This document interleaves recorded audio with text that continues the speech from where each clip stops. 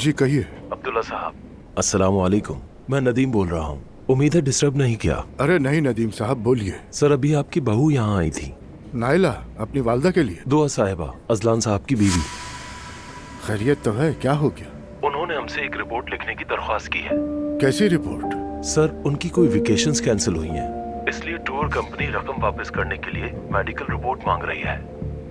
Sir, ये तो आप जानते ही हैं कि हम पुरानी रिपोर्ट्स जारी नहीं करते, इसलिए मैंने इंतजार का कहा। लेकिन अगर रिपोर्ट्स लाजमी हैं तो। क्या कहा?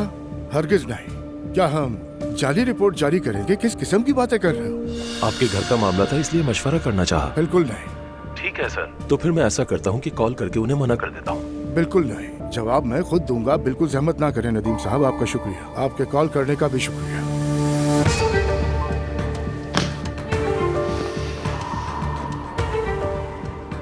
ये क्या कर रहे हैं? मुझे बेवकूफ समझ रखा। ये मुझे लाजमी करना पड़ेगा। ठीक है अजलान, मैं बात करता हूँ। ठीक है।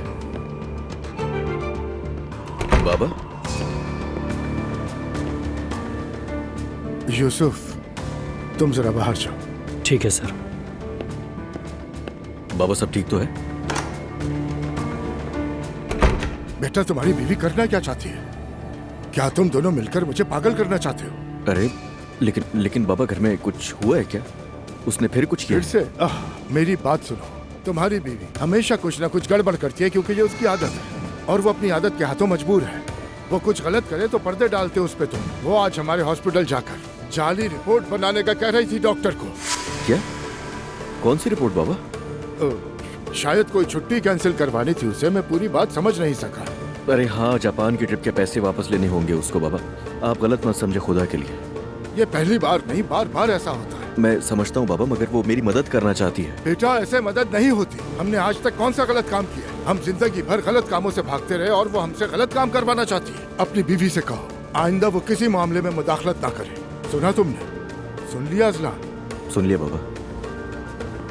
आज तो हद ही कर दी।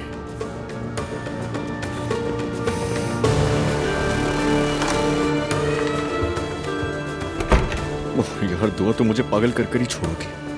हद कर दी तुमने। खुदा मदद करे। या अल्लाह। दुआ, तुम्हारी नानी के आने से पहले बता दूं, मुझे हल्का सा मिसकैरेज का खतरा हुआ था। कल रात थोड़ी ब्लीडिंग हुई थी, मगर किसी को नहीं बताया मैंने। क्या मॉम, ये क्या कह रही हैं? आपने मुझे क्यों नहीं बताया ये सब? हम किसी को परेशान नहीं करना चाहते थे, मगर उमर तो अपने भाई को बता देगा, इसलिए तुम्हें बता रही हूँ मैं, ताकि तुम सुन के ना घबरा जाओ। मॉम, ना बताकर ठीक नहीं किया आपने। मैं ठीक हूँ, फिक्र मत करो। खुदा ना करे दोबारा ऐसा हो। ज़ैनब, अब जरा आराम भी कर लिया करो। ये जो कुछ भी हुआ आराम ना करने की वजह से है। मेरे ख्याल में स्ट्रेस की वजह से है। अच्छा खैर, तुम लोग अब मेरी बातों को छोड़ो। बताओ तुम्हारे साथ क्या हुआ है? मैं क्या बताऊंगी आपको मॉम? मैरी है ना, उसने बता दिया होगा आपको। दुआ, अब मैं क्या कहूँ तुम्हें? कुछ ना कहो यार, वैसे ही घर वालों ने इसे बहुत सुनाया है। गलत तो नहीं कहा ना उन्होंने? अच्छा, नानी जान कहाँ है? वॉशरूम में आती ही होंगी, सवेरा साथ है उनके। वैसे तुम्हारे घर वाले मामले का नानी को बताना होगा, क्योंकि अगर बाद में उन्हें कहीं और से पता चला तो बहुत ज्यादा नाराज होंगी वो। ठीक है, आप बात छेड़ दीजिएगा, मैं समझा दूंगी। दुआ, मगर जरा आराम से बताना। जाहिर है मैरी, मुझे नहीं पता क्या ये बात।